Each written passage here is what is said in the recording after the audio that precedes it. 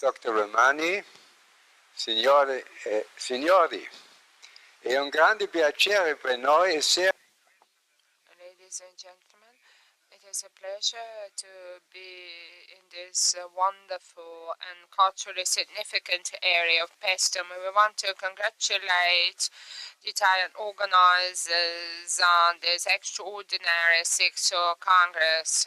And I hope I speak only 7 minutes. Monoclonal gammopathies are diseases of the plasma cells in the bone marrow. There are 5 kinds of heavy chains and 2 distinct types of light chains. On the left, the structure of the immunoglobulin G, in the middle, normal pattern of serum protein electrophoresis, SPE, and on the right, the abnormal pattern with a large M spike that is typical to monoclonal gammopathies. The International Myeloma Working Group, together with Carl from the Mayo Clinic in Rochester, distinguished 3 forms of monoclonal gammopathies. First, multiple myeloma, MM. Second, monoclonal gammopathy of undetermined significance, MAGUS. And third, smoldering multiple myeloma, SMM.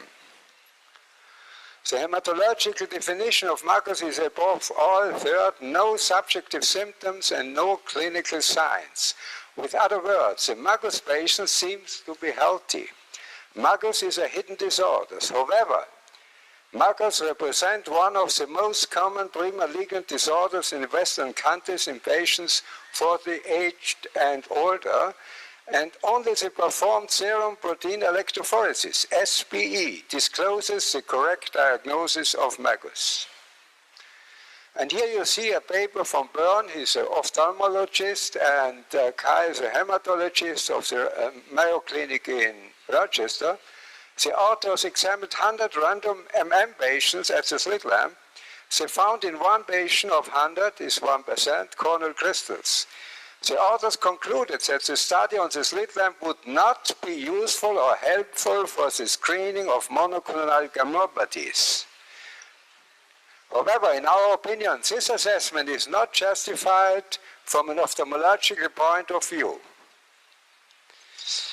We presented in 2016 our thesis about this topic to the American Ophthalmological Society and published in Transactions. Our key message was that MAGUS is not always an asymptomatic disease, but in contrast to the hematological definition, may have many different corneal haze patterns in the sense of paraproteinemic keratopathy. And here we presented also a new classification of MAGUS-induced paraproteinemic keratopathy with 20 distinct opacity patterns of PBK. Now we will show you many forms of MAGUS-induced paraproteinemic keratopathy. Left, MAGUS-induced punctiform crystalline-like PBK, not to confound with cystinosis. Left, MAGUS-induced lattice-like PBK, not to confound with lattice corneal dystrophy type 3A.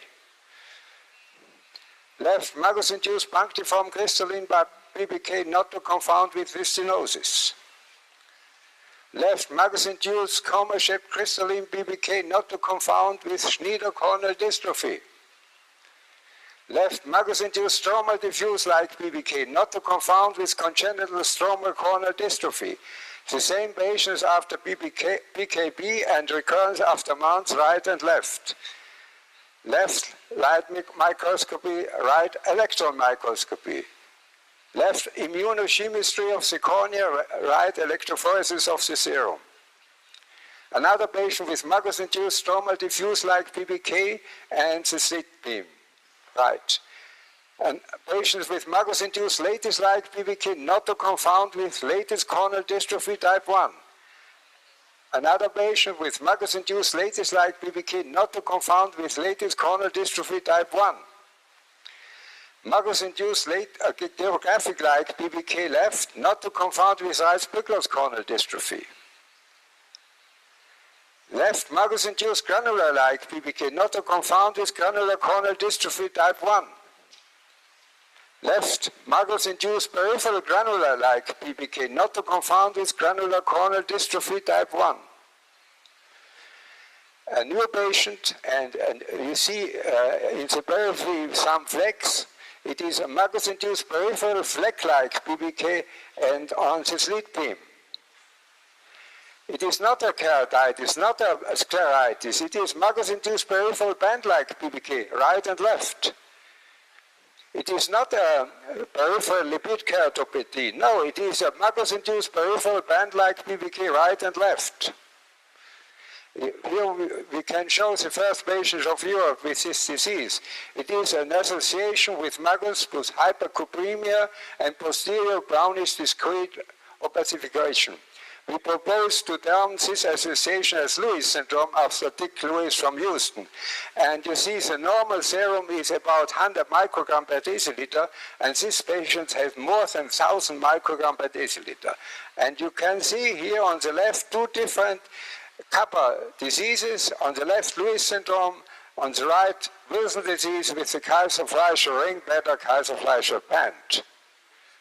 And here from our friend Dero Kiveler chair in Helsinki, we get Magus-induced reticulated PBK right and left. And when you look in Duke Elder's systems, volume 8, you can find COBE, reticulated corneal dystrophy or degeneration. To our assessment, they are all Magus-induced reticulated PBK, as in this case. I have to jump due to the time limit. Okay. Some words about the occurrence of Magus-induced PBK. In Italy, we assume 8,000 patients. In Germany, 12,000 patients. In the US, 46,000 patients. And we have to ask, I'm sorry, me excuse me, where are all these patients? Take-home message. First, Magus is not always free from subjective symptoms and clinical signs, as chameleon-like barbotynamic keratopathy may occur. Second, unclear bilateral corneal findings and no indication of heredity tend to induce serum protein electrophoresis, SPE. Third, also bilateral corneal findings without reduction of visual acuity should be classified on Magus by SPE. Fourth, it should be avoided as far as possible to describe a corneal finding as degenerative age-related corneal clouding without having previously performed a SPE. I think this is a very important point. And fifth, to our assessment, Magus cannot be further defined as condition of undeterminate significance. Thank you very much. Molto grazie per l'attenzione. Thank you.